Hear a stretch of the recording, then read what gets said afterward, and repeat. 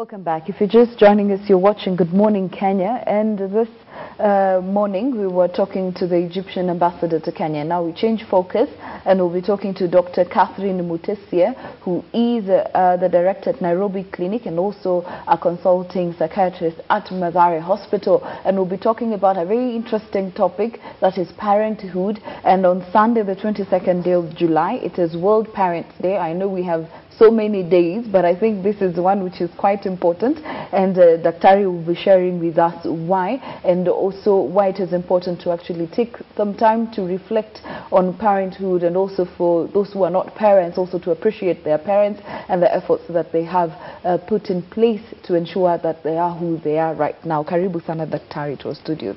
Thank you. All right, now let's talk about parenthood, and even from the feature that we've just watched and the various aspects of parenthood that come into place, and also you tell us what you do at Nairobi Clinic.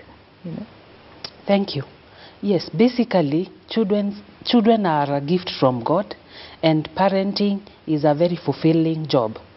Unfortunately, in the past we've not been having a place where you can train a parent and get to know whether your parenting skills and strategies are adequate.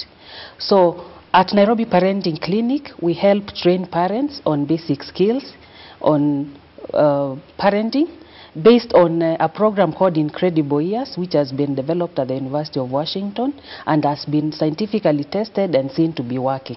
Yes. All right. Now, and one would then ask, why should I be taught to be a parent? Isn't this something that, we've had very many people say that they're just instinct.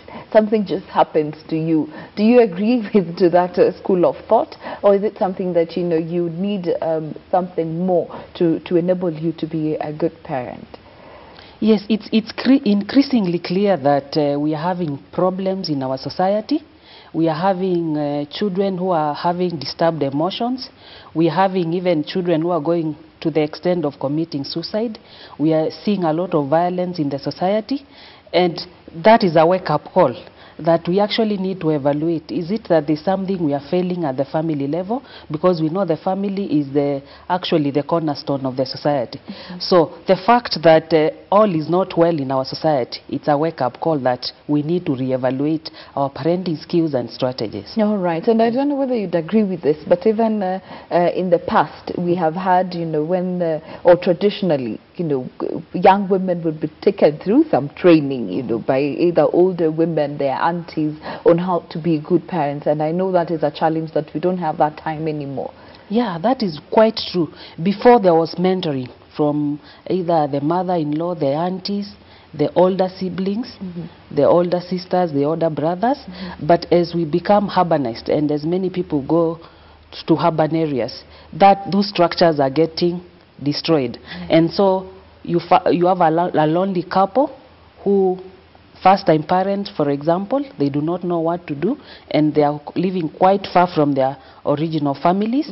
And so there is a need for these particular couples to be trained on basic skills. Again, it's not necessarily that whatever you observed and whatever you went through as a child was not necessarily the right thing, because basically that is what we normally do. The way I was parented is likely the way I'm likely to parent my child. It's not always that it was always the best way of parenting. All right. Yes. And I'm so sure someone is watching and wondering, then what is good parenting? What is the measure? Is there a measure to say that this is a good parent, this is not a good parent, this is the way we should parent our children? How would you gauge that? Okay, we measure the parenting skills strategies by the outcomes. What are you looking for when you're bringing up a child? It is important that this child turns out self-controlled and disciplined, but it's also important that this person develops self-esteem, so that when they are at teenagehood and adolescent, they don't just move with the peer pressure. They've developed enough self-esteem such that they can stand up and say, I'm not going to drink, I'm not going to do drugs, because they have had enough self-esteem. In the African society, probably we didn't put a lot of emphasis on developing self-esteem. A lot of emphasis was put on disciplining and making sure the child was self-controlled. And again, we also know that in the African society, again, the child was there to be seen and not to be heard, and to listen and obey all what the parents said. But again, we are dealing with a different generation all through, even in the West. As we grow up, as generation come up, due to technology and due to the changes we have, we are dealing with a different generation. And so we cannot just sit back and continue doing what has always been perpetrated throughout the generations. We need to keep improving, just like the way we are improving in, for example, leadership. Because even a parent is a leader in the home. We know that now people are putting more emphasis on leadership. We are moving from coercive leadership skills towards more democratic negotiating. That is not to mean that a home is a democracy, because if you run a home like a democracy and you ask your children, for example, what time would you like us to sleep, what time should we sleep, they'll probably say after midnight. But again, as a parent, you are an authority. So a home is not going to be a democracy. You must put rules and say sleeping time is at 9 because you need to have enough sleep. You need to wake up early to go to school. Yes. All right. Yes. Now, and I'm sure with your interaction with different parents and even with just Kenyans and the people that you've interacted with, what are some of the challenges that they bring forth in terms of parenting, and even with the changing times, as you're saying, the challenges I'm sure are even different from what they were in a couple of years back? Okay, at the moment we are dealing with parents who are working outside the home. Although it is always said that the African woman was never a housewife, because she would go to fetch water, she would go to collect firewood, she would go to the farm. Yeah. But again, we are seeing women moving, and fathers also moving to the career scene and being very active in their career life. And again, the structures which we had in the past, where you could leave your child with a neighbor or with an auntie as you went to fetch water, they are no longer there. So that is a major challenge.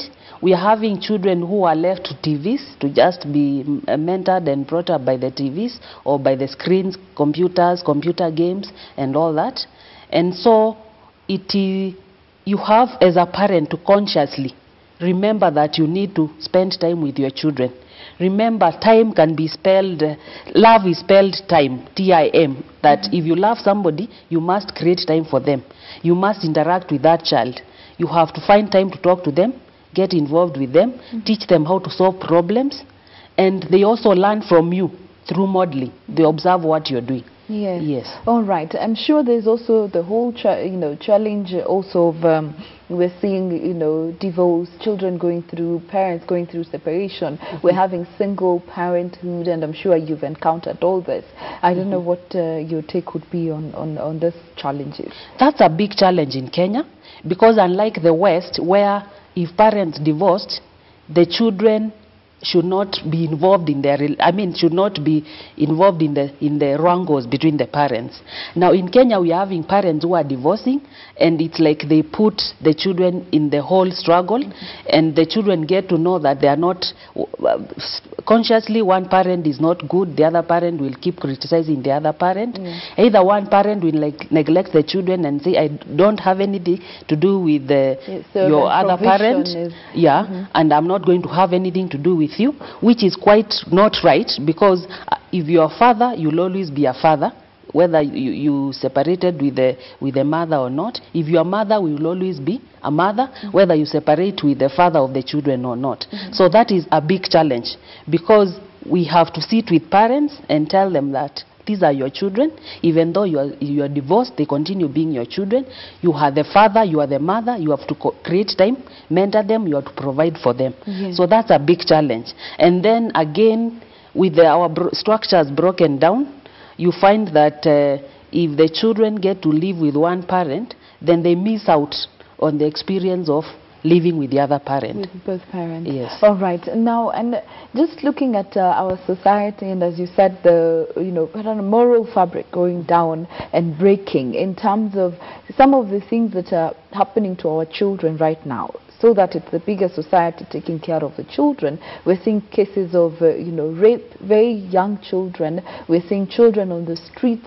Apart from just having that, you as the parent of that child, but even us as a society and the things we're doing to children, your take and your comment on that. Yeah, exactly. The community has broken down the social structures, because before, in the villages, if you found a child of your neighbor or your brother doing something wrong, you'd actually correct them. If you found your child lost, I mean a child of your neighbor or of your sister or your cousin lost in the streets or have no food to feed on, you'd provide for them. But that doesn't happen anymore. You find that if you left your child in your house alone, probably if you left with a maid who leaves before you come, your neighbor will not even bother when they hear your child crying. And so we need to wake up and see, as the society changes, what can we do to keep in touch with the changes